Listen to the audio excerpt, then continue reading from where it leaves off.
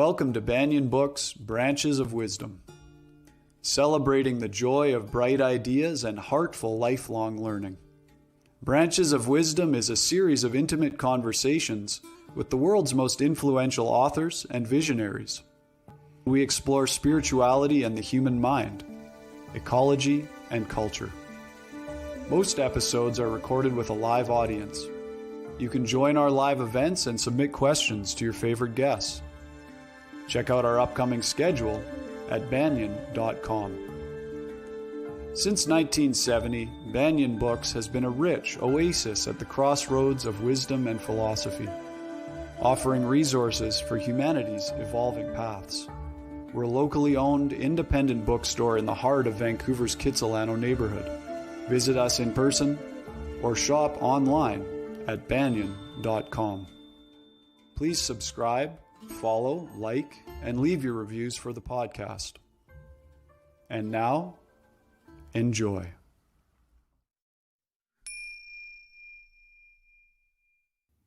It's really a pleasure to have you here. Thanks so much for joining us.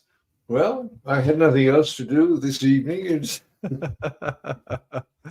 Are you in London right now? Yeah, I'm in London. So it's Okay. about 6 in the evening here, 7 in the evening. Okay. Well, nice to catch you after dinner, I hope.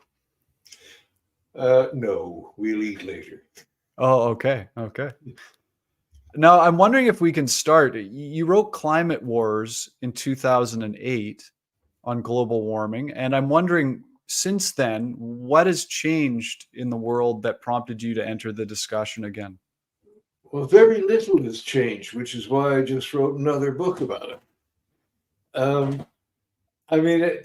2008 was a very long time ago in terms of the science of what we understand is liable to happen as the concentration of greenhouse gases rises, what will happen to the heat, what will happen to the ice, what will happen to the oceans, all the rest of it.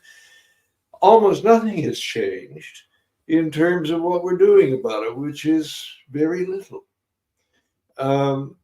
And the consequence is that what would have been possible, if everybody had put their minds to it and their attention, given their attention to this field, we could have sorted or be on the way to sorting it out by now. I mean, we wouldn't be having the kind of forest fires in the interior of BC that you've had, sort of whole villages getting wiped out is not what the normal summer events occur.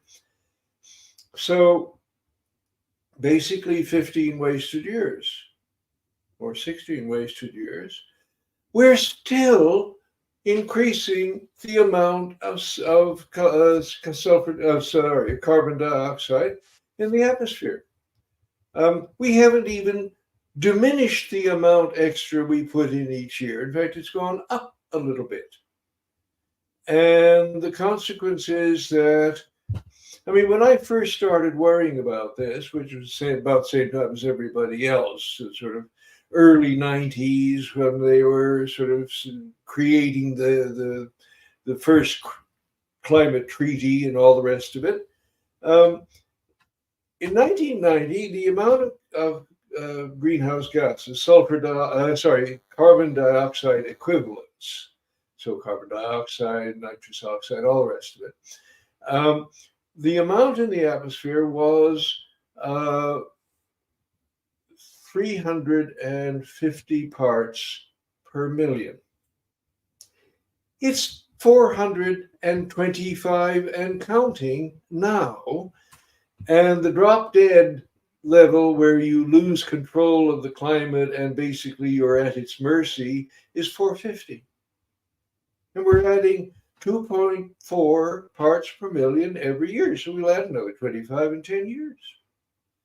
We'll be there. We'll be at 450 in 10 years' time, 2035 or 2034. Now, we don't all die at that point, but what does happen is that we are in the zone where feedbacks begin to kick in. The tipping points are crossed. I mean, at the moment, we're still in charge of what happens to us in the sense that it's our emissions. So if we chose to get our energy from somewhere else and shut down the carbon dioxide emitting parts of the economy, and I imagine if you took the sort of approach to it that the Americans did in the Second World War with the nuclear weapons and just threw money and people at it, you could still beat it in the next 10 years. But after that, what we get is we're in the zone which is basically beyond 2 degrees of warming. And you should always remember when we're talking about average global temperature, 2 degrees of warming is an awful lot because, well, think about it like your own body temperature. I mean, if you got a temperature 2 degrees higher, you're not feeling well. So in that sense, when we get to 450 parts per million, we can count on it that various feedbacks will start operating. Don't know exactly when or in which sequence, but there's about a dozen of them out there. Things like the loss of the Greenland ice cap, things like the turning the Amazon forest into a savanna because it cannot sustain the sort of jungly environment anymore. Those things start to happen, and they contribute to the warming too, and we can't turn them off.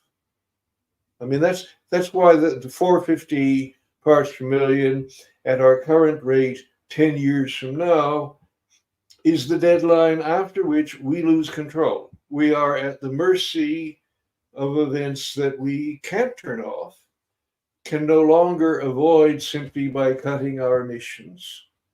I mean, people don't understand. It's a cliff edge.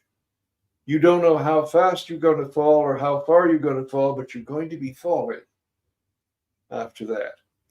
So essentially, 10 years from now or thereabouts, if we really work hard at it, maybe 12 years from now, we're past 450 and we're in dreadful trouble. So it's time to think about how to avoid adding the heat that will trigger the feedbacks and take control away from us. So this book, the one I've written now, it took a long time. I think I started working on it 3 years ago. And my wife and I have actually filmed 100 interviews. Wow. With climate scientists and some engineers who are involved in the issue as well. Took 3 years, all over the place. I mean, but basically, first of all, confirming what was already my analysis from the last time I wrote the book, which is, we are in deep trouble and it's too late to do the easy routes out. They've all passed us by. The issue then becomes, how do you hold the heat down? Because it's the heat that triggers the feedbacks. Now, it's our carbon dioxide at this point that's causing the heat to rise. But after 450 parts per million, 2035, say, the heat will continue to rise no matter what we do, and it will trigger more and more feedbacks. And so we're heading for what the scientists call hothouse Earth. Is that what you mean when you talk about tipping points? Tipping points is at the point when you reach a tipping point, what you get for crossing the tipping point is a feedback. And the feedback will be something like the methane that's locked up in the permafrost around the Arctic Ocean melting, and that'll put enormous amounts of methane into the air, which is another greenhouse gas and a very fast-acting one. All those feedbacks I talked about are triggered by tipping points, and the tipping points are mostly driven, almost entirely driven by the heat, directly or indirectly, directly in the sense of things like losing the Arctic sea ice cover. As soon as you lose the Arctic sea ice cover, the Arctic Ocean starts absorbing sunlight. It used to reflect the sunlight, and once the ice is gone, that sunlight goes into the water, warms the water, and an additional source of energy of heating that we can't control. So, really now, our highest priority, we've got to get the emissions down eventually, but we're not going to do that in time. So what we have to do is hold the heat down in order that everything doesn't fall apart, governments don't fall apart, masses of refugees don't flee places you can't live in or grow food in anymore. Hold the heat down to give yourself more time to deal with the emissions, because we missed the bus. And so the payoff in this, almost always, when you follow the train of the argument through, is you're going to have to find ways to hold the heat down. You're not going to stop raising cows, stop building cars, do all the things you need to do in order to get the emissions down. It's not going to happen in time. Buy yourself some more time. And that's the geoengineering stuff, which is what I ended up writing. That's why it's called Intervention Earth, the book. I mean, you're going to have to intervene in the climate to hold the heat down. Right. And these are big, big ideas. I know they are. They scare me. I hope they scare you.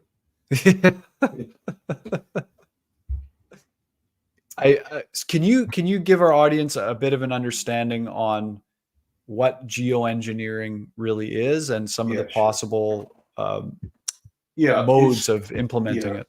Can you wait a second while I go and close? The door just blew open into the I'm freezing here. Yeah.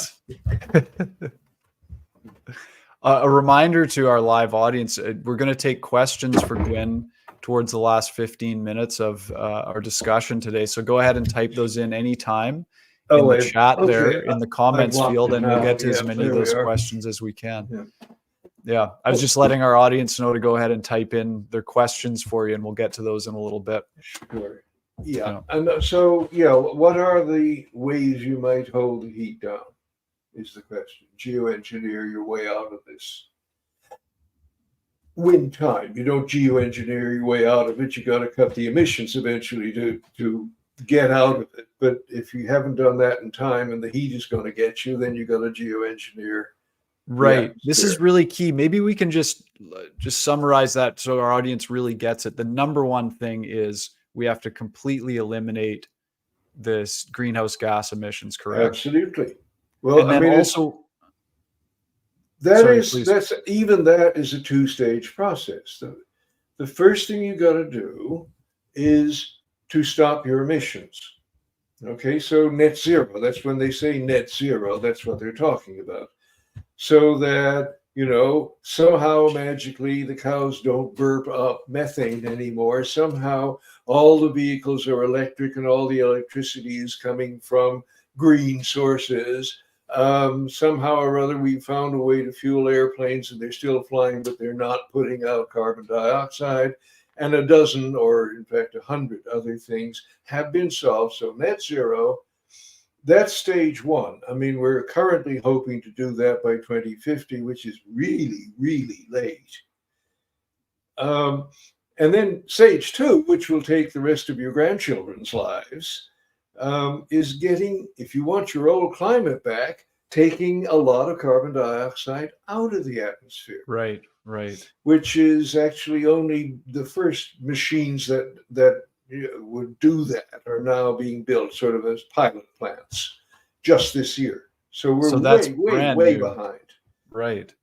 But in terms of how do you hold the heat down while you work on that much more important issue of stopping your emissions?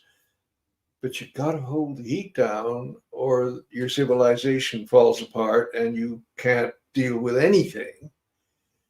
That involves direct interventions in the atmosphere. Now, there are two above all. that have attracted a lot of attention. I mean, people have been talking about this for 20 years now. First public suggestion by a Nobel Prize winner, a guy called Paul Crutzen, an atmospheric chemist, saying we could, if we miss all of the exits on this freeway, still extend the freeway a little further by holding the heat down, in 2006.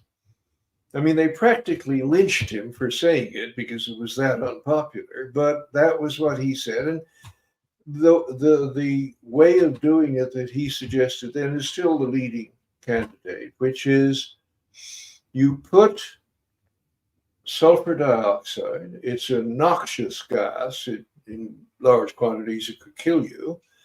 But you put it in the stratosphere where you aren't. And in fact, there are no living things in the stratosphere up above where the planes fly. We're talking 65, 70,000 feet up. So we are talking about putting sulfur dioxide in the stratosphere because it will reflect some of the incoming sunlight. And if you can cut the incoming sunlight, not a huge amount, just a little, then you can moderate the temperature. Maybe not get it back to where we used to be, but you can slow down the rise in temperature. And while we haven't actually done any open air experiments about this, we know what happens because volcanoes do it.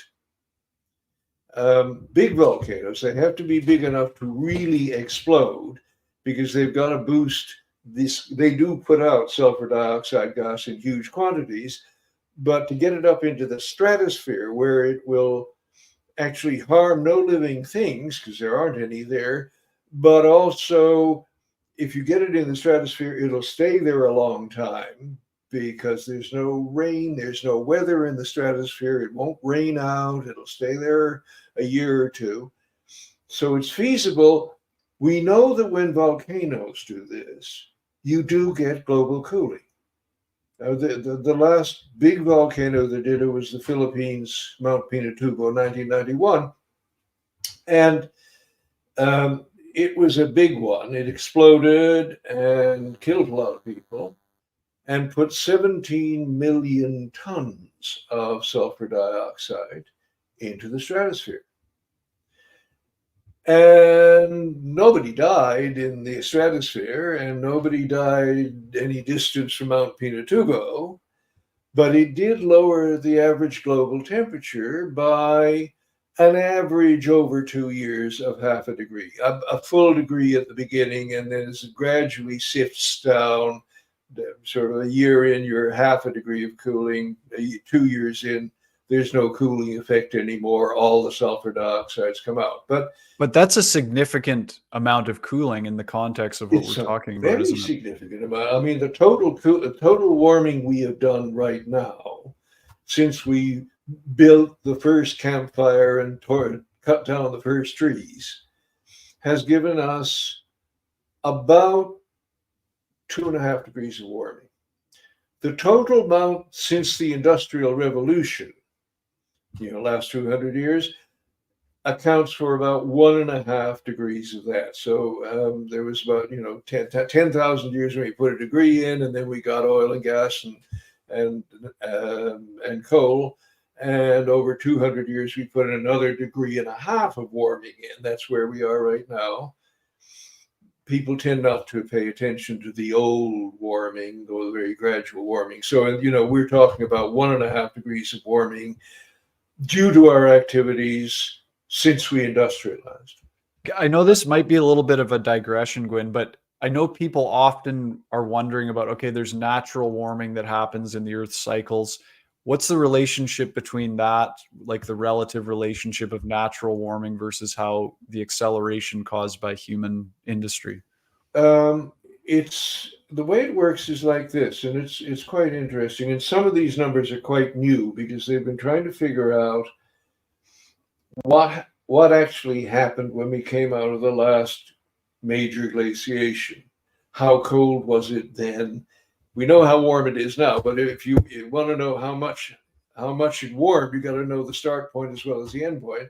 And it's only in the last couple of years they figured out that the coldest, which was quite late in the last 100,000-year glaciation, you know how it comes 100,000 years of really, really hard freeze, glaciers all over the northern continents, and then 10,000 years, which we're coming to the end of now, or we would normally be coming to the end of, what's called an interglacial warmer. That's the cycle: 100,000 years of hard freeze, 10,000 years of balmy weather like now, back into another 100 years. We've been doing that for several million years.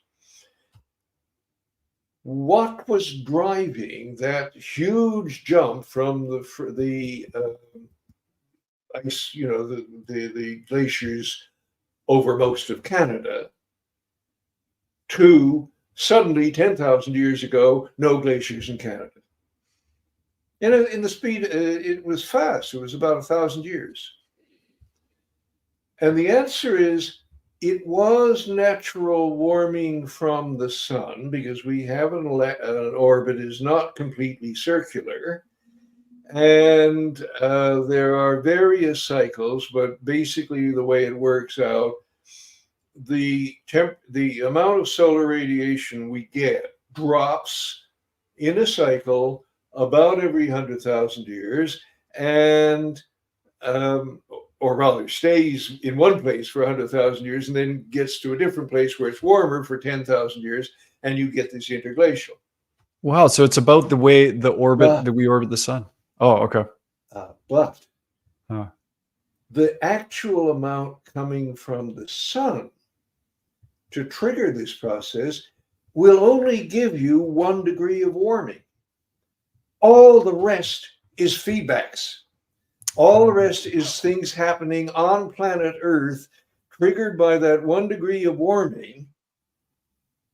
And over like 1,000 years, that will melt all the glaciers. It will give you the warmer temperatures. It makes some species go extinct and others will thrive in their places, and all that.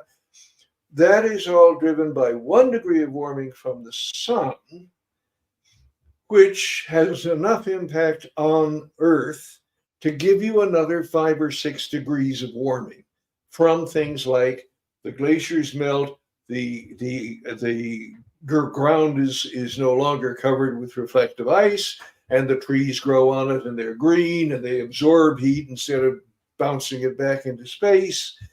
And the oceans melt, and you get the oceans absorbing heat rather than the ice bouncing it back in space. The feedbacks are about 85% of what's happening. You get this little kick from the sun every 100,000 years, and that gives you a huge boot up the you-know-where from feedbacks in planet Earth. So, I mean, that's how it actually works. Therefore, don't think, assuming that, it will work in the future like it will did in the past, and it probably will. Assume that when you've got what we've got at the moment, which is 1.5 degrees since the start of the Industrial Revolution of warmer temperature, higher average global temperature, don't think that means you get away for free, because that's enough to get another round of warming going, which will again be driven mostly by the Earth system, not by the sun getting closer or us getting closer to the sun. And that's what will probably start happening around about 450 parts per million, 2 degrees. We are at 1.6 degrees this year. Wow. And we're in an El Nino year, correct? El Nino means that some small fraction of that extra warming will go away because that's cyclical. It's actually going away now, but the sea surface temperature is a degree higher than it was a year ago. So something else is going on too, and we're not quite clear what. But we are aware, and maybe that's also something that will go away again. the climate scientists cannot explain this one, because the thing about feedbacks is you cannot predict exactly when they're going to happen. Maybe if we had a record of the last 3 times we came out of a glaciation, then we could sort of figure it out. But we weren't there for that. So we don't actually know when the feedbacks will be triggered, the tipping points will be crossed, even in what sequence they will be triggered, although we have a better idea about that. We just know it's going to happen around about 1.5 to 2. They'll all blow by 3 degrees for sure. And how far are we from 3 degrees if we continue on our current course with no real emissions cuts? Because we've done nothing. And the answer is, I would say that you'd be at 3 degrees by 2050 or 2055. That's pretty soon. You don't want to be there. Yeah. So when you say we've done nothing, can we unpack that a bit? I mean, we hear about climate change so much, and there's so much, at the very least on the surface, it looks like our politicians care about it and they want to do something. What are the big obstacles? Why have we done nothing? I was speaking about we on this planet, the human race. Yeah. Now, this is the ugliest part of the political equation. Canada, Europe, America, the industrialized world, Japan, Korea, all of us. We had our industrial revolution and we started getting rich, and we did get rich because we were burning fossil fuels. There's a direct cause and effect here. Because you got all of this energy. You can do all sorts of things with it. And people think it's the rich world and the poor world, and the poor world is poor because of imperialism. And yeah, in a way, maybe they would have industrialized at the same time if they hadn't been conquered by us. But maybe not, because there's all sorts of things going. But the fact is right now that about a quarter of the world lives in industrialized, developed, prosperous countries.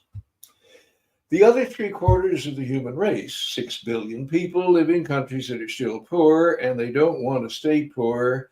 And their quickest and easiest route to being not poor anymore is to follow in our footsteps and burn a lot of fossil fuels.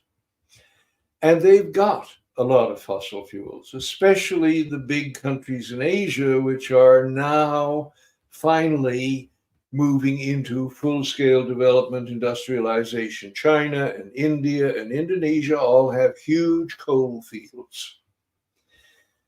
And we're so rich that we're actually not in need of a lot more energy. And if you just went to the US and Canada and Britain and France and Japan, there's very little growth in our emissions anymore.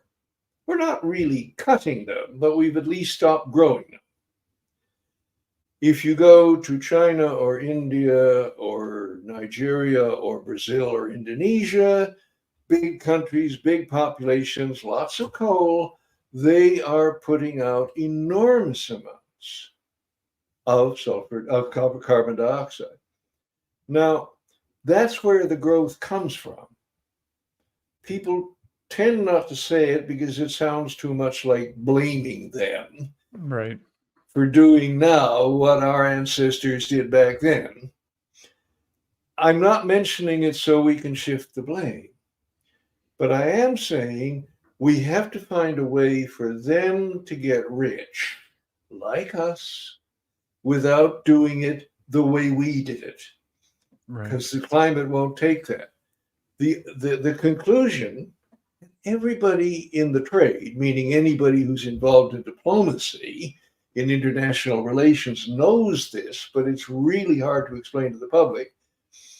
What that means is if you want to cut emissions, you have to help them in the developing countries cut their emissions, because they're now the problem, or at least they're now the major source of growth in emissions, which means you got to subsidize them so that they can put in clean power. They're going to get energy one way or another. That's how you get rich.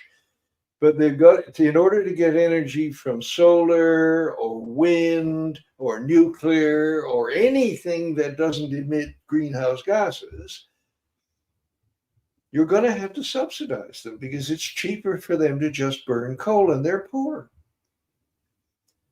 That is the heart of the political problem. That is why we haven't made any progress. If you, even in the developed countries, we're not making nearly as much progress. You go and see all the wind farms and the solar arrays and all that, and you think, hey, we're onto something here. We're rolling right along. Yeah, we're doing all right. But you don't see the coal-fired plants that are still being burned, and you don't see the fact, for example, just to pick an example right out of the air, look at all the electric cars. Isn't that wonderful? And some of it is actually electricity coming from green power. That's wonderful too. However, more than, I shouldn't say more than half, 40% of all vehicles sold, including electric vehicles, are now SUVs. SUVs are great, big, heavy vehicles. And the result is that we haven't cut automobile emissions at all. You know? So it's a slow process even in the developed countries, but you know, we have the money, we can pay for the technology, we can get ourselves out of emissions probably in time, but if we that will do no good if we don't help the developing countries to develop without their own emissions growing. That's where the heat warming comes from now. Okay. And as you've said, the reduction of emissions, you've just pointed out, it's not happening fast enough. It's not looking like it's going to speed up enough anytime soon. So we need another plan. We need another plan. Well, I mean, you know, you've got to put all the effort you can into getting emissions down. First of all, stabilizing the amount of carbon dioxide in the atmosphere where it is now. That would be wonderful because we're creeping up 2.4 parts per million every year. And we're 10 years away from the jackpot at this point. But which is 450 parts per million? Well, 450, we're at 425 now. Right. In 10 years, you're there. So, I mean, you're at the point they said you must never exceed. I'm not saying the sky falls in 2036, but you're past the point of no return. So, and the sky might fall by 2036. That's a lot of feedbacks you could trigger between now and then. So you got to hold the feet down, bearing in mind the heat backs are almost all triggered by the heating. So if you can actually hold the temperature down, then you hold the feedbacks off. And the feedbacks are the killers, so that is worth doing. And as I said, you can do the sulfur dioxide in the stratosphere thing. We know it works. Or there's another leading candidate, which is done right at sea level on the oceans. Again, nobody has been allowed to do open. There's a superstitious fear of doing open air experiments, even on the tiniest scale. People going around gibbering about the terrible dangers we risk in running if we do even the tiniest bit of geoengineering is nonsense. But, you know, if you say it enough times, some people will believe it.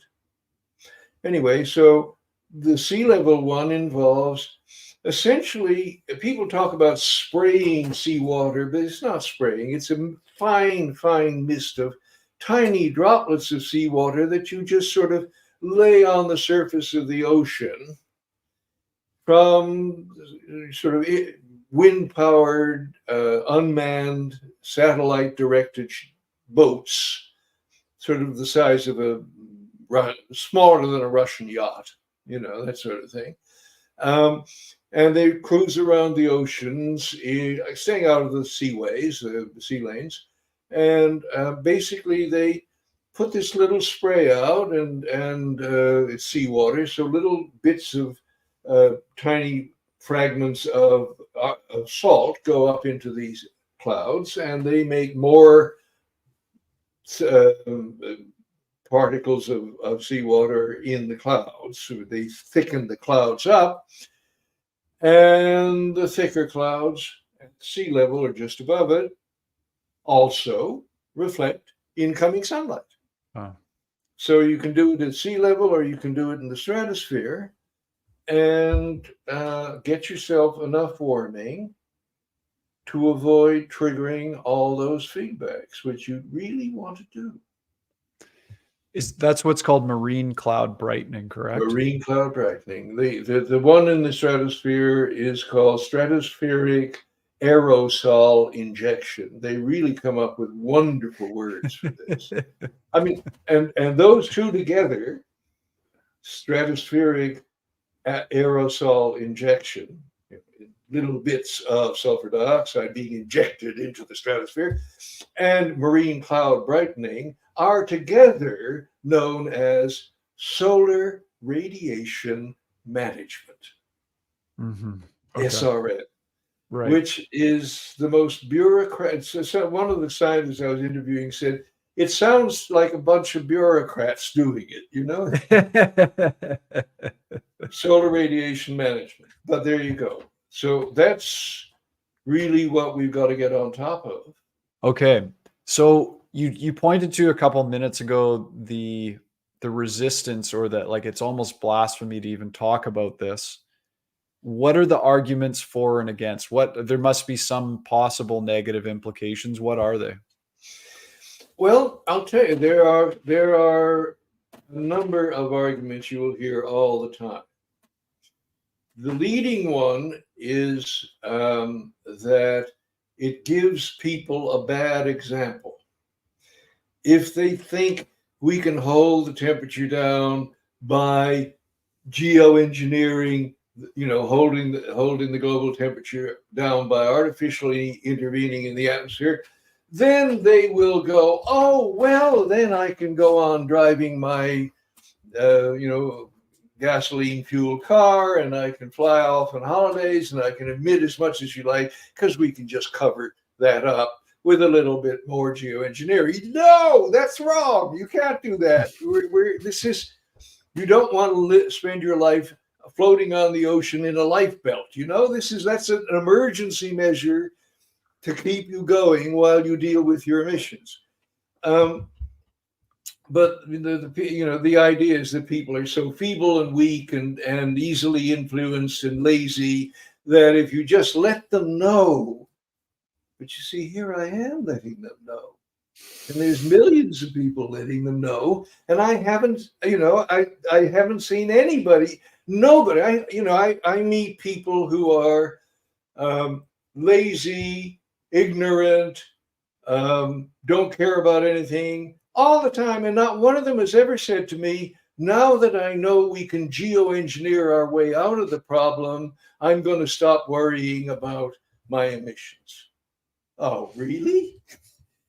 Nobody who is not worrying about their emissions or worrying about their emissions now is going to stop, because this is nonsense. This is, first of all, if it's true, we're doomed. If we are incapable of seeing beyond the ends of our noses, then you might as well pack it up now, because you don't want to be the last person in the burial detail. But so there's that one. You're giving a bad example to the people who are more ignorant than you and I. We can handle this knowledge, but not the great mass of the unwashed. And if you let them know that we can geoengineer and lower the temperature, they'll immediately go out and emit huge amounts of carbon dioxide. Okay, so that's one. Secondly, and this is more serious, there is a sense in which there are obviously things we don't know about the atmosphere. It's been about 40 years since there even was a climate science. Before that, it was meteorology and forecasting thunderstorms.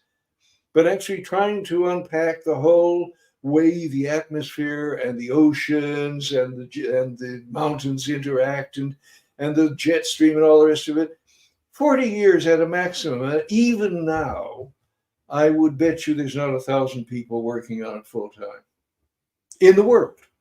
Wow. So this is a developing science. And they know that the atmosphere is an enormously complicated thing.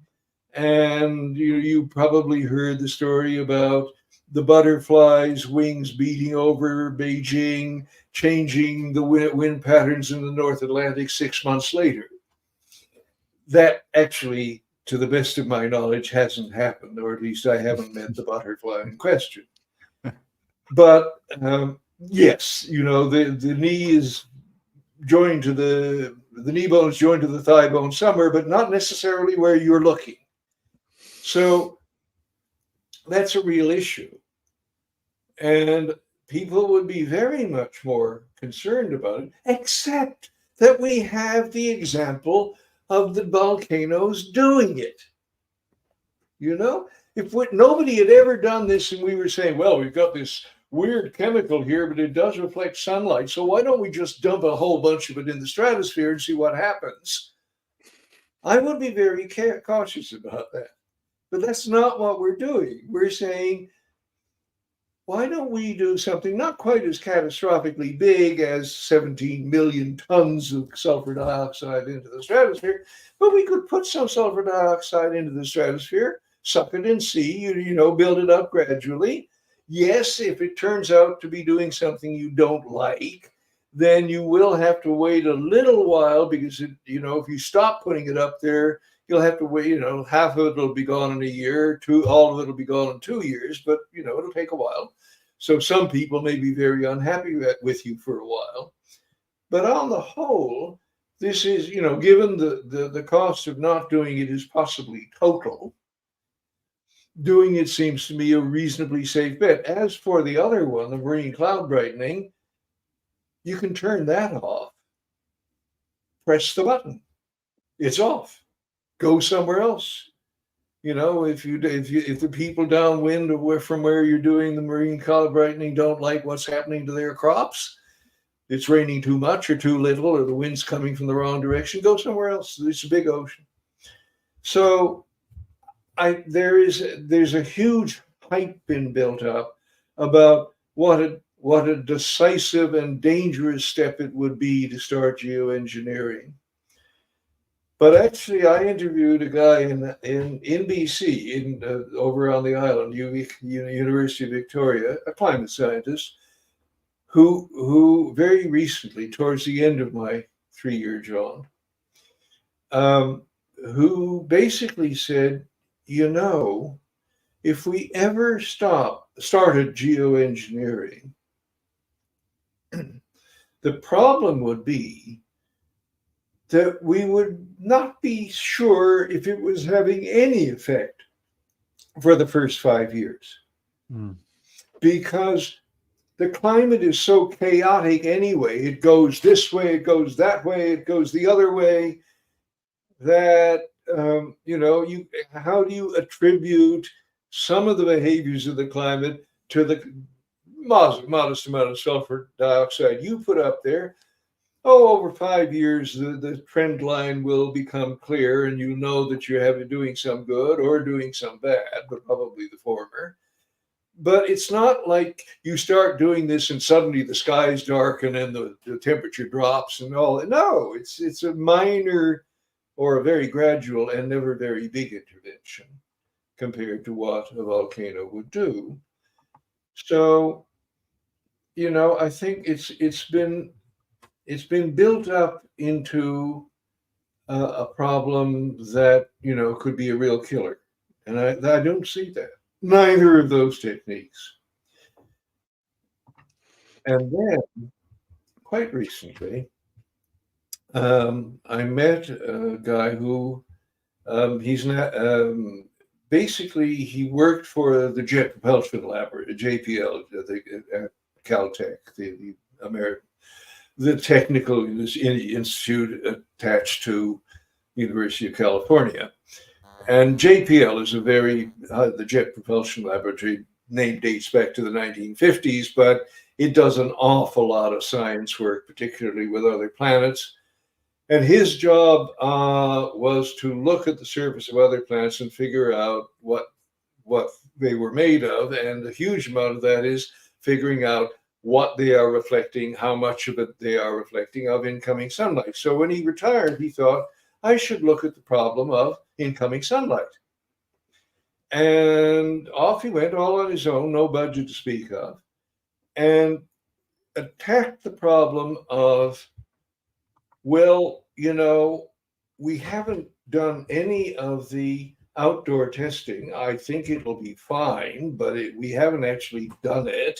And you're going to have to do it for quite some time to persuade everybody else that it's safe to geoengineer. And we haven't built any of the sort of airborne dump trucks or whatever, or those little boats sailing around the ocean, spraying fine mist of seawater on the ocean and up into the clouds. That's going to take time. So what do we do if we hit a really big feedback next Tuesday week, and suddenly the temperature is jumping a degree, and people are dying of the heat in India, and the crops have failed in Europe, and all the rest of it? What do we do then? So he's, where is your parachute? And he came up with, I don't know, nobody's tested this either, but I thought, what a wonderful idea. He said, the reflective ability or qualities of sulfur dioxide are almost exactly the same as the reflective qualities of table salt. The stuff you put in the salt shaker. And we wouldn't want to put it into the stratosphere because we don't have planes that can get up that high carrying heavy loads, the airborne dump trucks. We'd have to develop those. And we don't want to put salt in the stratosphere anyway because of the ozone hole. Salt is sodium dioxide, and sodium is a chemical that actually starts eating away at the ozone hole, which we are trying to close. So you don't want to put salt in the stratosphere. But you don't have to put it in the stratosphere. You have to put sulfur dioxide in the stratosphere because you don't want people breathing it. But you could put salt into the troposphere, the lower atmosphere where we breathe, I put it on my food. It's not deadly. And you could, get yourself a bunch of big cargo 747s. And he did the sums, and he said, 4 times a year, 35 or 50 or whatever it was, Super 747 loads of salt, cunningly distributed around the atmosphere, would give you a degree of cooling. Boom, like that. Interesting. So I'm not saying we will do that either. I mean, first of all, there is a question about if you can grind the salt small enough that it will float in the air for a long time. Because now, when we grind the salt, it still falls to the ground when you drop it because it's big chunks of salt, relatively speaking. I don't know the answer to that. He hasn't even come up with the money to go and ask the salt makers if they can grind it finer. I mean, we really are operating on a wing and a prayer here. But there are ways it can be done. And I think we will end up doing them. But as with everything else in this process, we will do it at the last minute or somewhat after the last minute, very grudgingly, arguing every step of the way. I mean, that's human beings, Yeah. I just want to remind our live audience, we're going to take some of your questions, and we've been speaking with Gwynne Dyer about his latest book, Intervention Earth, Life-Saving Ideas from the World's Climate Engineers. It's a really amazing, far-reaching book, and he explores all these different ideas. And as he said, he spoke to around 100 different leaders in the scientific field around the world over 3 years to create this book. Is it okay with you, Gwynne, if we get to a few audience questions? There you go. Okay, so there's two questions from someone who calls themselves Myth of Progress. And the first question says, beyond geoengineering and acknowledging the ecological predicament we face, what actually are the prospects of long-term survival for human civilization on this planet? Well, now that's an interesting question, isn't it?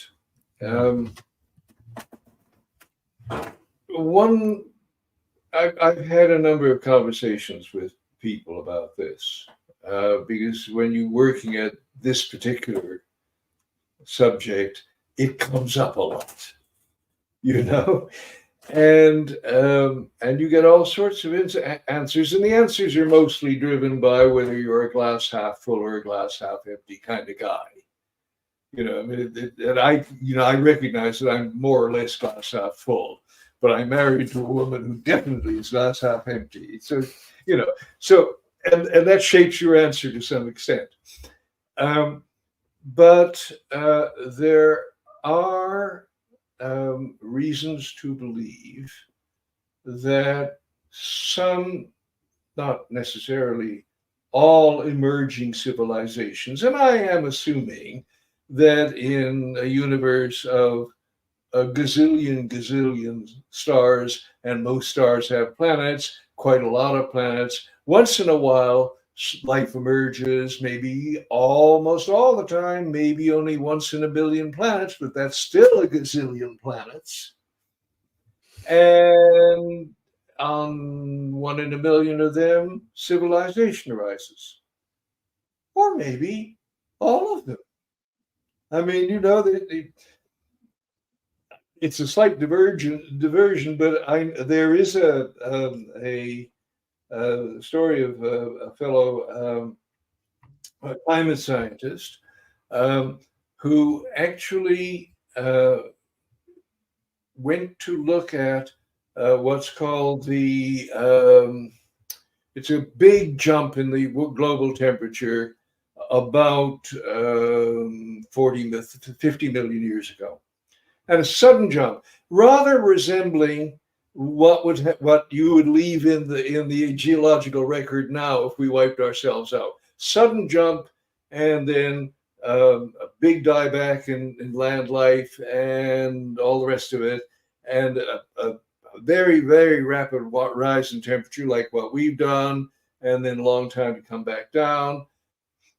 And, you know, so the question was, how would we know if another civilization hadn't emerged on this planet? I mean, you know, biologically, we've been about the same for at least several 100 million years, backbones, all that good stuff, nervous systems.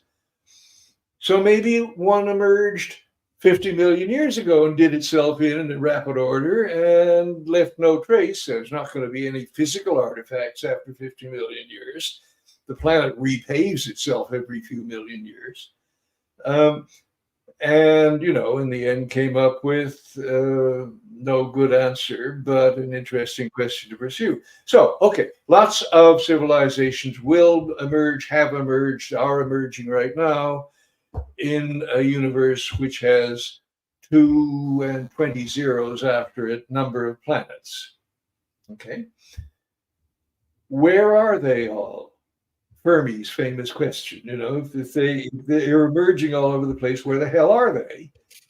And one of the possible answers is, well, they only emerge for a couple of 100 years and then they do themselves in. And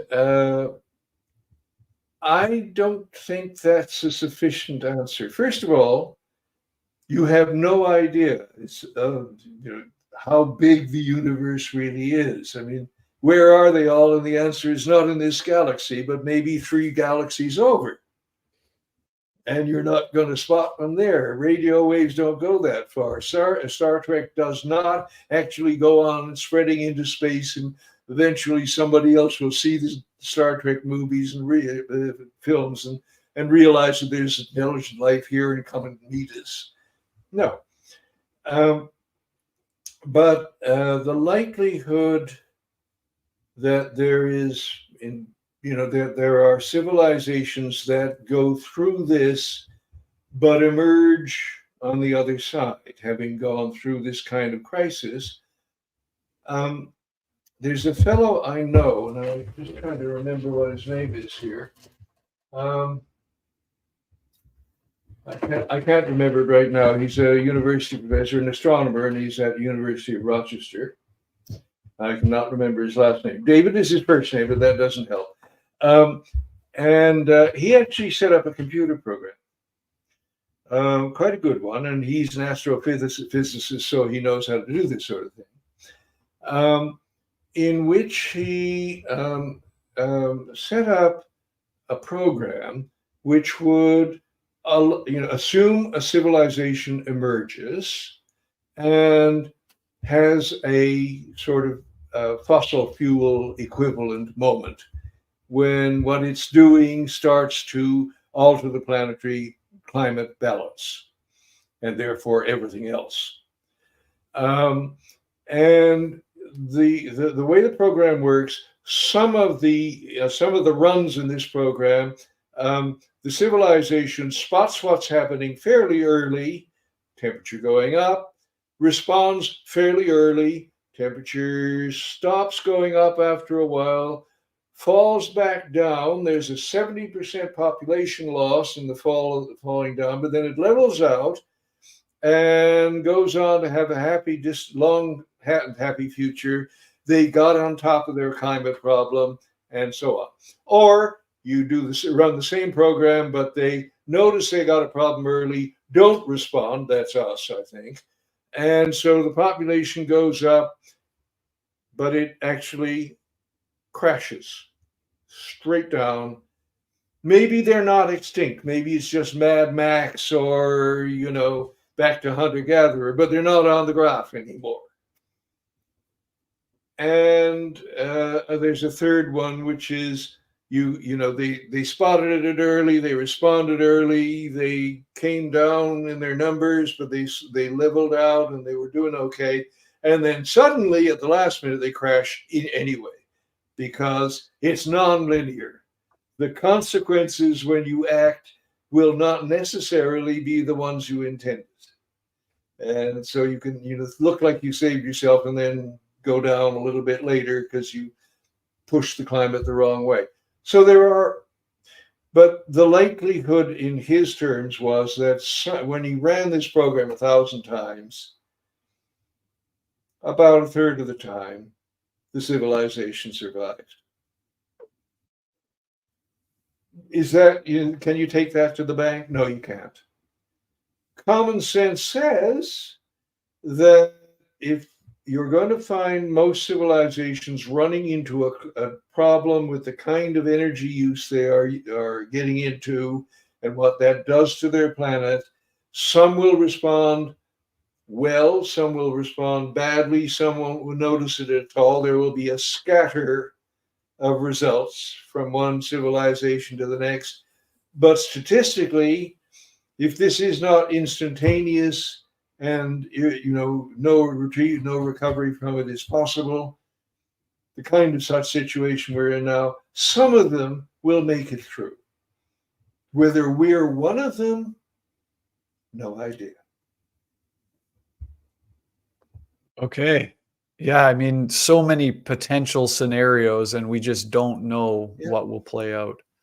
We're still exploring the neighborhood in every possible sense, every contingency. We're getting close to our time here, Gwynne. Do you have time for one more audience question? Yeah. Okay, great. There's a question here from Archie, and I don't understand what he's talking about. I'm hoping you understand the term, so I'll throw it out to you. He says, What about biological controls of greenhouse gas increases? Project Drawdown has the use of currently available natural systems.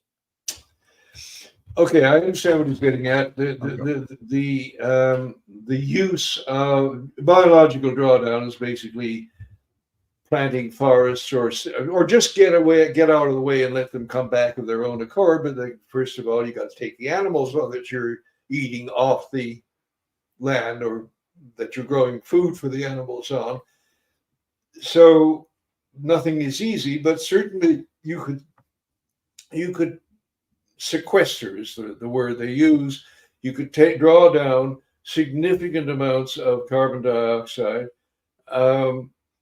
by using, first of all, reforestation and things like that. And then there's another idea where you grow a whole lot of very fast-growing, cheap plants and burn them, but you capture the carbon dioxide and bury it somewhere underground. And that's a biological drawdown too. The problem is that in the case of reforestation, it's a one-time only profit. You let the trees grow back and a certain amount of carbon dioxide is absorbed. It's not enough to change our trajectory, frankly. And once they have matured, they may go on to die and burn or rot, and others will grow in their places, but there's no more bonus. They're not, absorbing more carbon dioxide. It's the same carbon dioxide in the average forest being absorbed as the trees grow, being emitted as the trees die and rot, but more is absorbed as the next lot of trees grow. So it's a one-time only benefit and not big enough to make a lot of difference. The other one, growing something like switchgrass, some really cheap, fast-growing plant, and you're just growing it to burn it because then you can capture the carbon dioxide, uses enormous amounts of water and of land that we really should be, reforesting or just letting go wild, because we really do need to deal with the diversity issue as well. And the way you do that is give some of the land back. So I don't think that is going to do the job. And once again, it's a very expensive process. You think growing that stuff is cheap. Putting it into some underground rock under high pressure is not cheap. It's a very energy expensive process. I don't think, a bit of those things may help here and there, but they're not big enough and cheap enough to enable us to really get on top of it. What they're doing now, and this is just this year in the United States, they're starting to do carbon dioxide removal using enormous plants that actually suck carbon dioxide out of the air. The plants they're building are a megawatt, 1 million watts energy to get that amount down, and they're building 4. 2 in Texas, 2 in Louisiana. U.S. government, Biden's behind them. How many would you need to start taking significant amounts of carbon dioxide down? 10,000. And the energy costs are enormous, so it all has to be green energy. It's a 2-stage process. First of all, get the brakes on, stop putting more carbon dioxide and other greenhouse gases into the atmosphere. If we can stop doing that in the next 25, 30 years, I would be ecstatic. I'll actually be dead, but I'd be ecstatic if I was alive. After that, we've got this other century-long task of pulling carbon dioxide back out of the air if you don't like the plus 2 degrees or 2.5 degrees climate that you would have if you weren't also geoengineering to hold the heating down by the time you call a halt to your emissions. That's a rather complicated sentence, but you followed it? Yes. Very thorough answers, and we had comments from both of our audience members who asked that they were very impressed and appreciative of your responses. So thank you so much. Good. Yeah. Again, we've been speaking with the fantastic Gwynne Dyer. His latest book, Intervention Earth, Life-Saving Ideas from the World's Climate Engineers. Big thanks to our live audience, as always, our producer, Jacob Steele, and Gwynne Dyer. Thank you very, very much for speaking with us today. It was a pleasure. Thank you.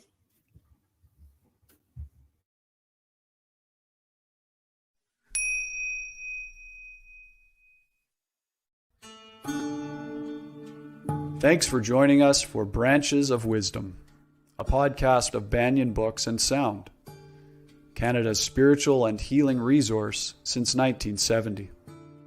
Our podcast producer is Jacob Steele. The show is edited by Abdo Habani. Watch all our conversations on YouTube by searching for Banyen Books, or listen on your favorite podcast platform. Please subscribe, follow, like, and leave your reviews and comments. We love to hear from you. For all our live events, books, and more, visit us at banyen.com.